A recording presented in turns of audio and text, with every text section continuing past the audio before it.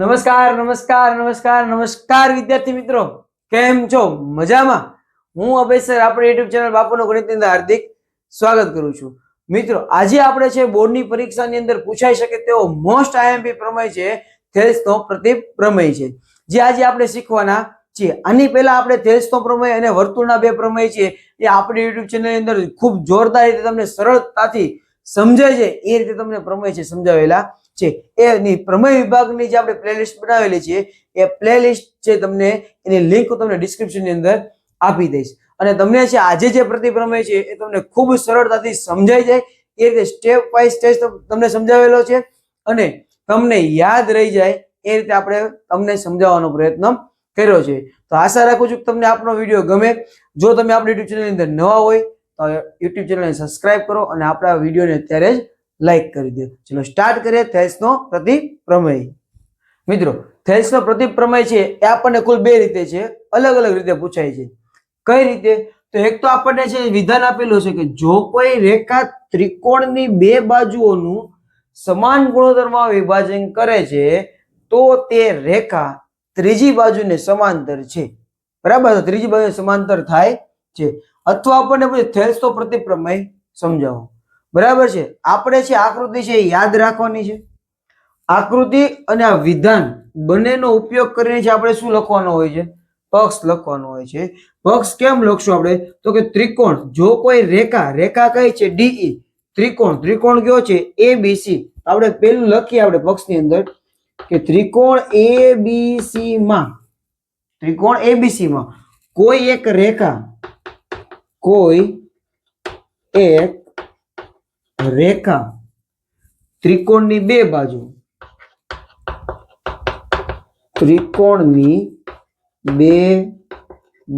કઈ બે બાજુ લીધી છે આપણે? એબી અને એસી. બે બાજુ એબી અને એસી ને અનુક્રમે ડી અને ઈ બિંદુમાં એવી રીતે છેદે છે જેથી સમાન ગુણોત્તરમાં વિભાજન કરે. સમાન ગુણોત્તર કયો બનશે? જો તો એડી ના છેદમાં ડીબી બરાબર એઈ ના છેદમાં ઈસી થાય. સમજાણું? પક્ષમાં ખબર પડી. વિધાન અને ત્રિકોણ, તો ત્રિકોણનું તમે એક્સપ્લેનેશન આની અંદર લખી નાખો. બરાબર છે? સાધ્ય જે સાબિત કરવું છે આની અંદર લખશું. પાછળ લખ્યું જો ત્રીજી બાજુને સમાંતર હોય. ત્રીજી બાજુ વધી કે હવે બીસી. કોણ સમાંતર હશે? આ રેખા કઈ છે? ડીઈ સમાંતર બીસી. બરાબર છે? સમજાય છે એટલું? ઓકે, ચાલો હવે આપણે સાબિતીની શરૂઆત કરીએ. સાબિતીની શરૂઆત ક્યાંથી કરવાની? ચાલો, આપણને કીધું છે કે આ બે રેખા કેવી છે? સમાંતર. જો પહેલેથી જ આપણે વિચારી લઈએ કે આ બે રેખા સમાંતર જ છે તો પ્રમેય સાબિત કરવાનો અર્થ શું રહે? બરાબર છે? તો પહેલું કામ આપણે શું કરશું કે ધારો કે રેખા ડીઈ એ બીસી ને સમાંતર નથી. બરાબર? ધારી લીધું કે બીસી ને સમાંતર છે જ નહીં, તો જ પ્રમેય આપણે આગળ સાબિત કરી શકશું. જો સમાંતર ન હોય તો આપણે છે બિંદુ ડી માંથી છે એક બીજી રેખા દોરવાની છે. અહીંયા જે છે તેને આપણે ઈ ડેશ નામ આપી દઈએ. અને આ જે ડી નવી રેખા દોરી એ બીસી ને કેવી હશે? સમાંતર હશે. ચલો, આ સમાંતર નથી. હવે બીસી ને સમાંતર હોય તેવી રેખા ડી ઈ ડેશ દોરો. થઈ ગયું? આપણે જે ડી નવી રેખા દોરી એ આપણે બીસી ને સમાંતર જ દોરી છે. જો સમાંતર હોય તો પ્રમેય નંબર 6.1 મુજબ શું થશે? એ ડી છેદમાં ડી બી. બરાબર છે? એ ઈ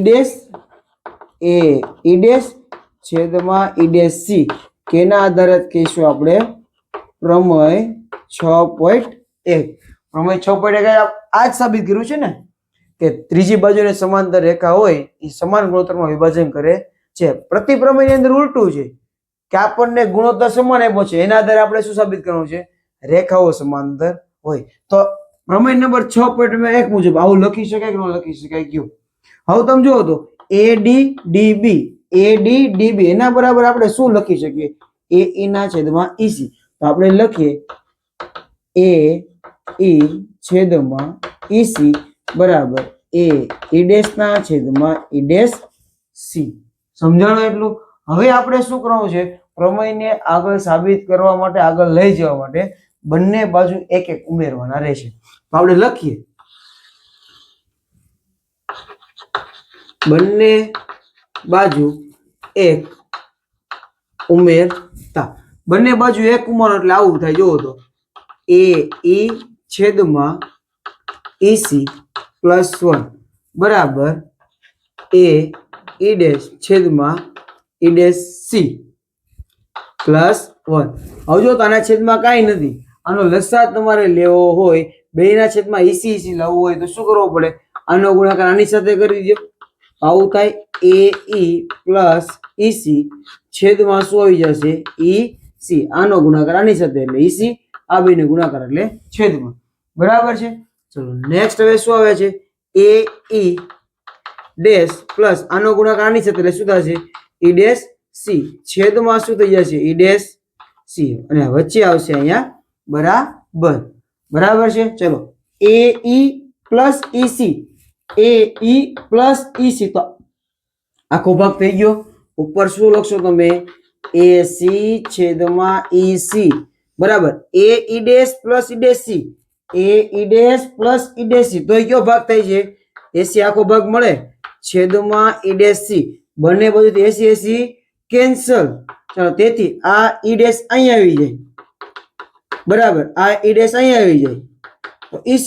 તો આ શું કે છે પરિણામ એક E ડેશ C અને EC E ડેશ C અને EC બેયના માપ કેવા છે સરખા છે. એનો મતલબ શું થયો આ બેયના માપ સરખા હોય તો E બિંદુ અને E ડેશ બિંદુ કેવું બિંદુ કહેવાય સમાન બિંદુ કહેવાય. જો મિત્રો આપણે છેલ્લે શું સાબિત કર્યું તો કે E ડેશ C બરાબર EC એટલે E ડેશ વાળો ભાગ અને EC વાળો ભાગ બે કેવા છે સરખા છે. તેના આધારે આપણે શું લખી શકીએ કે તેથી બિંદુ E ડેશ અને બિંદુ E સમાન બિંદુ છે. તેથી E ડેશ બરાબર E.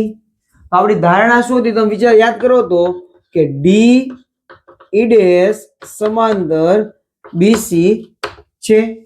હેરું તો આવું તમે જો તો E ડેશ ની જગ્યાએ તમે E લખી શકો. તેથી E ડેશ ની જગ્યાએ આપણે E લખી નાખીએ સમાંતર BC. જે આપણે સાબિત કરવું છે સાબિત થઈ ગયું છે લખી નાખો જે સાબિત થાય છે. બરાબર છે મિત્રો સમજાય છે? આશા રાખું કે તમને છે આપણો પ્રમેય છે ખૂબ સારી રીતે સમજાણો હશે. આખો પ્રમેય બેઠે બેઠો એકદમ લાઇનસર છે તેથીની નિશાની સાથે છે અને આકૃતિ જે છે આપણે એને વ્યવસ્થિત બોક્સની અંદર છે એ દોરીને તમે પૂરેપૂરા 4 માર્ક મેળવી શકો છો. જો તમને થોડો ઘણો પણ પ્રમેય ભૂલાઈ જાય તો આપણો વિડીયો છે વારંવાર છે જો બરાબર જેનાથી તમને પ્રમેયનું છે રિવિઝન થઈ જાય અને આ પ્રમેય છે 2-3 વખત લખી પણ નાખો એટલે પ્રમેય છે ભૂલાય નહીં. બરાબર છે. ચલો મળીએ આપણે નવા વિડીયો સાથે.